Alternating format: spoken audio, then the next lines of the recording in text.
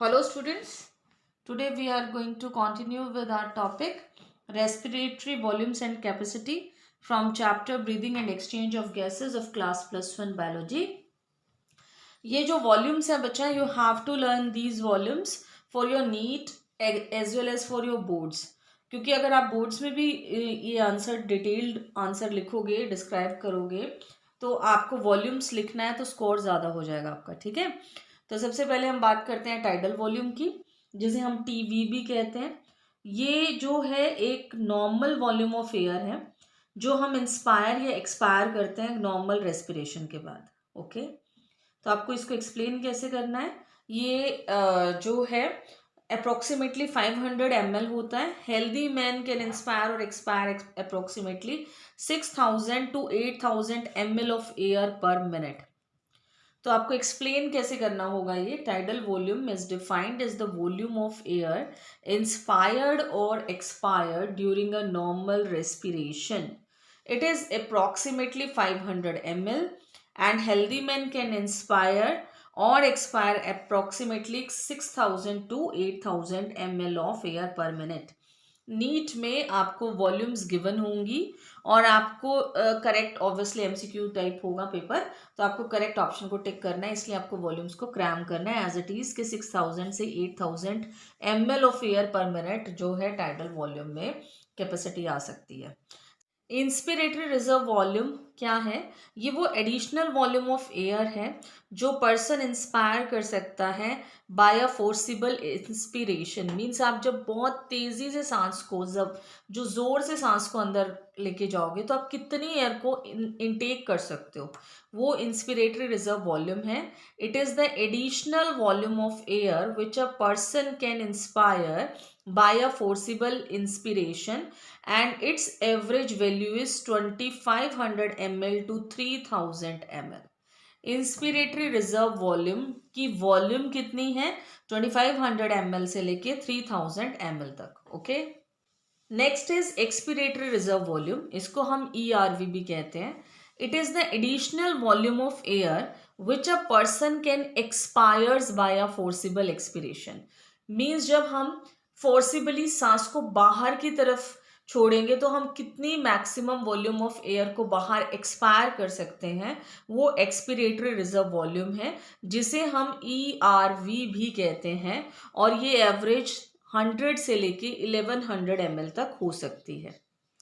I am repeating once again, expiratory reserve volume is the ERV. It is the additional volume of air which a person can expire by a forcible expiration.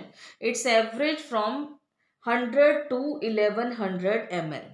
Okay. Then next is residual volume. आप जब forcible expiration करते हो उसके बाद भी कुछ amount of air जो है लंग्स के अंदर रह जाती है, वो होती है रेजिडुअल वॉल्यूम, जिसे हम RV बोलते हैं। Residual volume is the volume of air which remains in lungs even after the forceful expiration. Its average is 1100 ml to 1200 ml. आपको बच्चा है सेइंग अगेन कि सभी की वॉल्यूम्स बिल्कुल याद रखनी है। Then next is inspiratory capacity, which is also called IC. It is the volume of air a person can inspire after a normal expiration. Normal expiration के बाद कितनी नॉर्मल इंस्पिरेशन एक्चुअल में हम कर सकते हैं, वो इंस्पिरेटरी कैपेसिटी है। और इसके अंदर टाइडल वॉल्यूम और इंस्पिरेटरी रिजर्व वॉल्यूम का सम टोटल होता है। Inspiratory capacity is the IC. It is the volume of air a person can inspires after a normal expiration. यानी कि यहाँ पे जो एक्सपिरेशन है वो नॉर्मल था, कोई फोर्सफुल एक्सपिरेशन या इंस्पिरेशन नहीं है।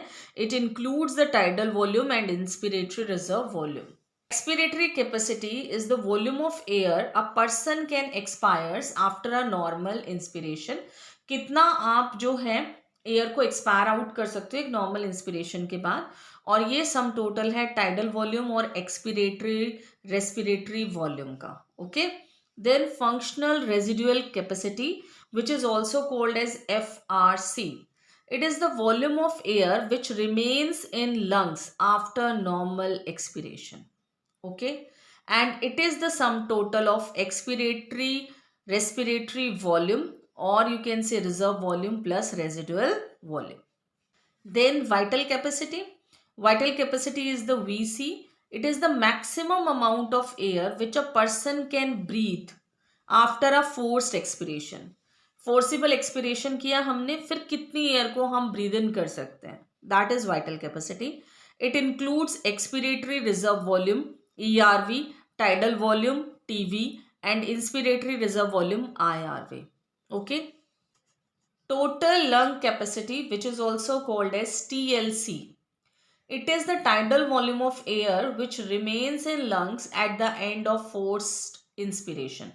फोर्सफुल इंस्पिरेशन के बाद कितनी एयर लंग्स में रह जाती है, that is the TLC, total lung capacity. Bio में दो बार आप TLC टर्म सुनते हो. एक होता है टोटल ल्यूकोसाइट काउंट, ओके, जो हमें बताता है कि how much WBC we are having. Okay, infection के बाद TLC की वैल्यू होती है क्योंकि ल्यूकोसाइट्स का लेवल बढ़ा हुआ होता है. ये टोटल लंग कैपेसिटी के बारे में बात कर रहे हैं. इसका जो हेल्प होगा वो होगा स्पैरोमेट्री में, जब हम स्पैरोमीटर को यूज करके किसी की लंग कैपेसिटीज को चेक कर रहे होंगे किसी पेशेंट की. ओके, जो टोटल लंग कैपेसिटी है उसके अंदर आपकी सारी वॉल्यूम्स आ जाएंगी. Residual volume, expiratory reserve volume, tidal volume and inspiratory residual volume and vital capacity. Okay, I hope ये टॉपिक आपको क्लियर हो गया हो. If you are having any doubt you can ask me. And ये topic बहुत important है, आपको values बहुत अच्छे से लर्न करनी है, प्लस डेफिनेशन जितना हो सके उतना एक्यूरेट इसी लैंग्वेज में आप लिखोगे तो आप ज़्यादा स्कोर करोगे. All the best.